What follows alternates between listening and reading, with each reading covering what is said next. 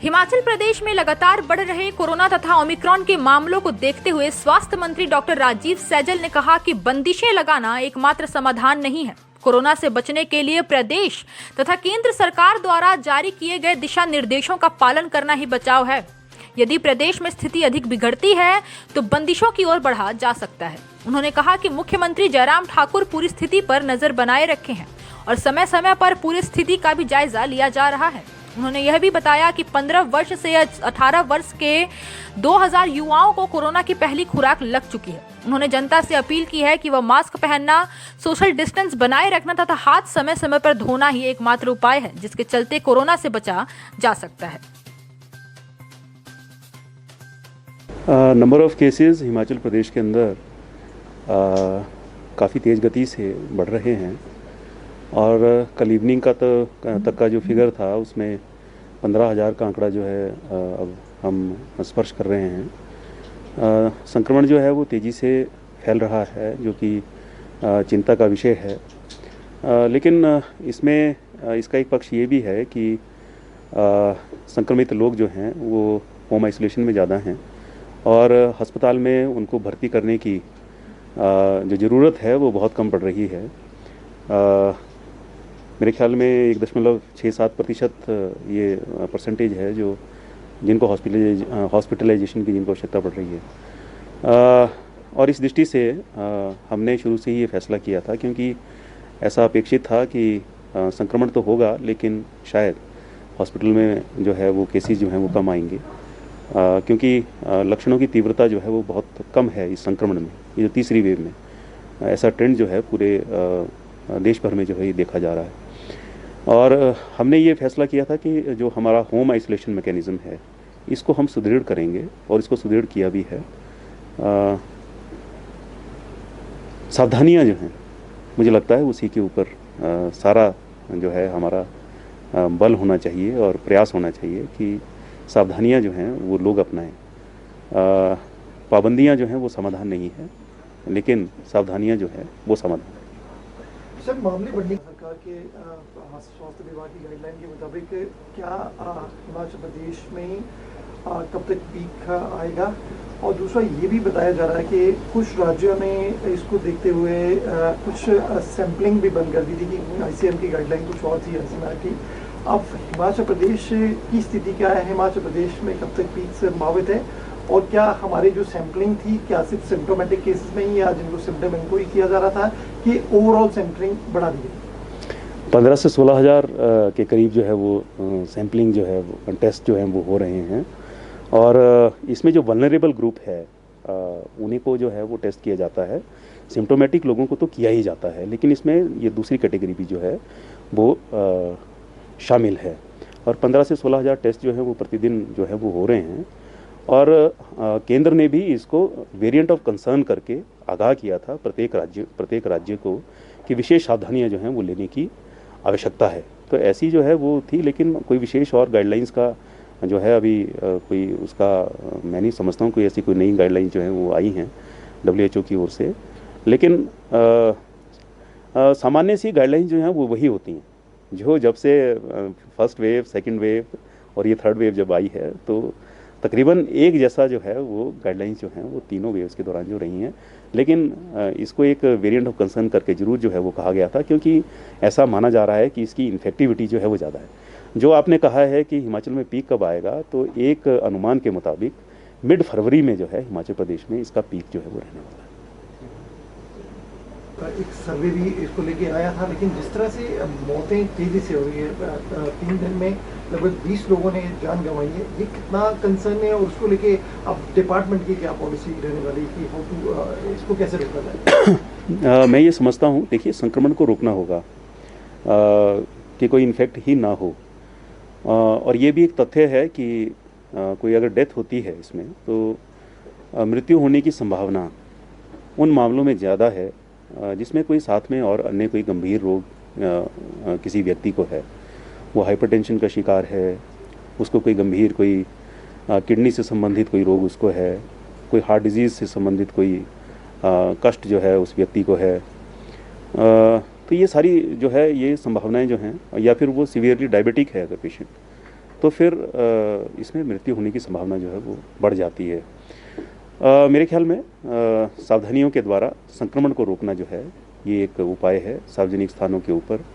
और सार्वजनिक स्थानों पर क्या, मैं तो ये कहूँगा प्रत्येक व्यक्ति सुबह सबसे पहले अगर कोई उसको विचार करना है तो यही करना है कि आज मैं सावधानियों का पालन करूँगा। और सावधानियाँ बड़ी सिंपल हैं। जब से कोविड का पहला केस रिपोर्ट हुआ है तब से लेकर के आज तक बराबर विभाग की ओर से भी, सरकार की ओर से भी ये आग्रह होता रहा है कि सावधानियों का निरंतर हम पालन करें। मास्क का प्रयोग और मास्क का ठीक से प्रयोग, सोशल डिस्टेंसिंग और हैंड हाइजीन, ये 3 बड़ी बेसिक जैसी जो है वो सावधानियां हैं जिनका पालन हमको करना चाहिए।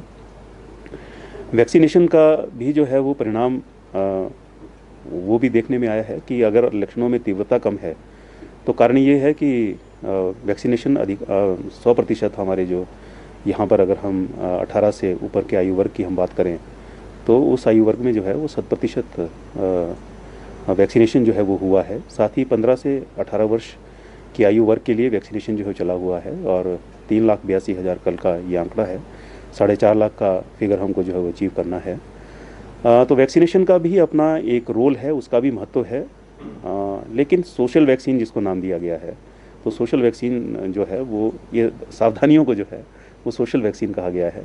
तो ये सावधानियां भी कम कारगर नहीं हैं संक्रमण को रोकने में। हो सकते हैं वो बातें अपनी तरफ है, लेकिन स्वास्थ्य विभाग क्या सोचता है, स्वास्थ्य विभाग की क्या अब स्ट्रेटेजी रहेगी कि नेक्स्ट फेज क्या रहेगा, कैसे इसको आप देख रहे हैं, क्या रिस्ट्रिक्शन लगनी चाहिए या कुछ गाइडलाइन में कुछ चेंजेस होनी चाहिए या जो बाहर से लोग आ रहे हैं उनको रोका जाना चाहिए, अपनी तरफ से क्या फीडबैक? इसके ऐड करना चाहूँगा, छोटा सा सवाल है, ओमिक्रॉन की क्या स्थिति है और इसका कितना थ्रेट है, अभी क्या संभावना है?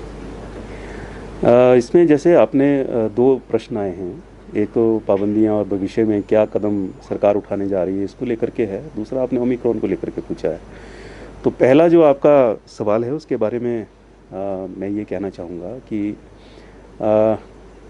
मुख्यमंत्री जी का कुछ दिन पहले जो बयान आया है वो लेकिन कल ही उनका एक बयान आया है, उसमें उन्होंने कहा है कि पाबंदियां जो हैं वो समाधान नहीं है, लेकिन सावधानी जो है वो समाधान है। और पाबंदियां भी कब तक लगाएंगे, और इसके बारे में मैं कहना चाहता हूं, वर्तमान स्थिति के 2 पक्ष हैं, एक सामाजिक पक्ष है और दूसरा जो है वो चिकित्सा पक्ष है। कोई संक्रमित हो गया है तो फिर उसकी चिंता करना ये स्वास्थ्य विभाग का काम है, लेकिन इसका जो सामाजिक पक्ष है वो भी कम महत्वपूर्ण नहीं है। हम सब जानते हैं कि लंबे दौर से हम जो है गुजर चुके हैं और पाबंदियों के कारण से जो सामाजिक एक इसका पक्ष है, जिसमें जो आर्थिक पक्ष है, लोगों की रोजी रोटी है,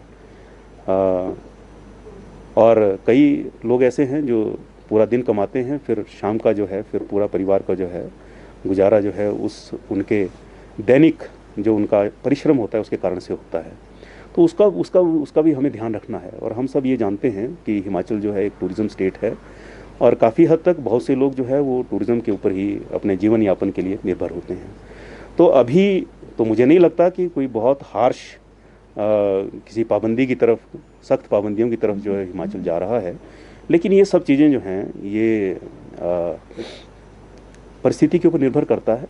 अगर मान लीजिए संक्रमण बहुत तेज़ी से बढ़ता है और स्थिति खराब होती है तो फिर और कुछ पाबंदियों के बारे में विचार जो है वो हो सकता है। और इसमें निर्णय जो है वो, क्योंकि किसी भी कैबिनेट कोई भी कैबिनेट जब हिमाचल प्रदेश की होती है, उस कैबिनेट का आवश्यक हिस्सा कोविड की प्रेजेंटेशन और फिर हालात क्या हैं और फिर हमको कदम क्या उठाने हैं, उसके ऊपर निर्णय भी जो है वो लिए जाते हैं।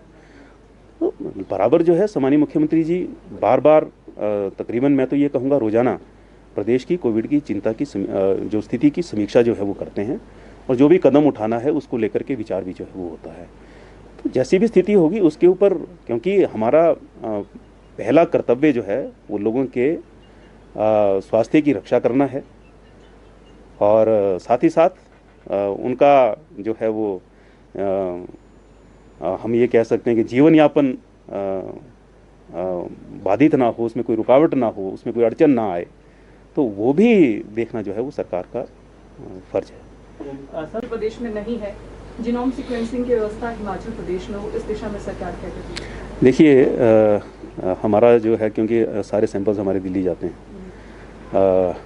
और ऐसे जो है ये पूरे देश भर में 10 या 12 केंद्र हैं और नज़दीक वर्ती राज्यों को जहाँ जहाँ ये केंद्र स्थापित हैं वहाँ के लिए वो राज्य जो है असाइन किए गए हैं और सैंपल्स वहाँ भेजे जाते हैं। हमारे जो है national centre of communicable disease Delhi, सारे सैंपल्स हमारे जीनोम सीक्वेंसिंग के लिए वहाँ जाते हैं। तो अभी तो कोई ऐसी प्रपोज़ल नहीं है कि प्रदेश में ही ऐसा कोई केंद्र जो है वो स्थापित किया जाए, ये फैसिलिटी हमारे प्रदेश में ही हो, ऐसा कोई प्रपोज़ल जो है वो नहीं है। लेकिन भविष्य में इसकी संभावना से मैं इनकार भी नहीं करता हूँ। उस रफ्तार को देखते हुए मुख्यमंत्री ने 2 दिन पहले कहा था कि बिल है नेशनल हेल्थ मिशन के जो कर्मचारी वो पॉलिसी की डिमांड कर रहे हैं और उसके साथ साथ 108 और 102 कर्मचारी जो अभी उनकी छंटनी हुई है वो प्राइवेट कंपनी जो कि काम आगे दूसरी कंपनी को मिला है, क्या उसको लेकर कुछ विचार कर रहे हैं? उसमें कोई कर्मचारियों की छटनी नहीं हुई है। मेरा अभी जो नए जो वेंडर आए हैं उनके साथ मेरी बात हुई थी और उन्होंने मुझे आश्वस्त किया है कि पुराने जो कर्मचारी जिनको रखा गया था तो उनको निकाला नहीं जाएगा। हाँ, कोई एडिशनल अगर भर्ती होनी है उसके बारे में विचार जो है वो हो सकता है, लेकिन पुराने कर्मचारियों को निकालने के बारे में कोई किसी प्रकार का जो है वो अभी विचार जो है वो नहीं है। दूसरा, NHM में जो लगे हुए जो कर्मचारीगण हैं उनके बारे में, पॉलिसी के बारे में जो आपने कहा, काफ़ी उनके प्रतिनिधिमंडल मुझसे भी मिले हैं, सामान्य मुख्यमंत्री जी से भी मिले हैं और जो भी ये कर्मचारी NHM के तहत लगे हैं तो जो गाइडलाइंस हैं वो केंद्र की गाइडलाइंस के मुताबिक जो है वो लगे हैं। तो किस प्रकार से हम उनको राहत दे सकते हैं इसके बारे में विचार चला भी हुआ है और मैं ये आपके माध्यम से उनको आश्वस्त कर सकता हूँ कि निश्चित तौर पर उनके हितों को हम देखने का प्रयास करेंगे। ओमिक्रॉन वाला सवाल रह गया, ओमिक्रॉन जो पॉजिटिव हैं, कुछ केसेस जो हैं वो जीनोम सीक्वेंसिंग के लिए दिल्ली गए हैं, अभी उनके परिणाम आने के बाद हम कह सकते हैं, लेकिन नंबर ऑफ केसेस जो कि ओमिक्रॉन हम कह सकते हैं उससे इन्फेक्टेड जो लोग हैं, अभी केसेस हमारे प्रदेश में कम हैं, लेकिन हमारे जो साथ के जो राज्य हैं वहाँ पर ओमिक्रॉन का इन्फेक्शन जो है वो काफ़ी तेज़ी से बढ़ भी रहा है और फैल भी रहा है। मुझे लगता है ये चिंता का विषय है हमारे लिए थोड़ा सा, लेकिन मैं ये कहता हूँ कितने ही वेरिएंट्स जो हैं इस वायरस के, जब से ये वायरस आया है अनेकों इसके वेरिएंट्स जो हैं वो आए हैं, उन्होंने लोगों को संक्रमित किया है। वेरिएंट कोई भी हो सकता है ओमिक्रॉन के बाद कोई फिर और नया वेरिएंट भी इसका जो है आ सकता है। वेरिएंट कोई भी हो, अगर सावधानियों का पालन होगा, किसी भी वेरिएंट को रोकने की क्षमता जो है वो सावधानियों में है। इसलिए मैं बार बार ये आग्रह आपके माध्यम से भी करना चाहूँगा, छोटी छोटी सावधानियाँ हैं, इसमें कोई बहुत बड़ा कोई साधन नहीं लगता है, हर व्यक्ति इसका पालन कर सकता है और इसका पालन करके सुरक्षित रह सकता है। हम मास्क का प्रयोग करें, हम सोशल डिस्टेंसिंग का प्रयोग करें, हाथों को धोए बिना, साबुन और सैनिटाइज़र से उसको साफ़ किए बिना हम अपने हाथों को मुंह से ना लगाएं और कुछ खाएं पिए ना जब तक हम हाथों को धोना लें। ये बहुत सामान्य सी लगने वाली सावधानियां हैं, उपाय हैं, लेकिन इनका प्रभाव जो है वो बहुत बड़ा है।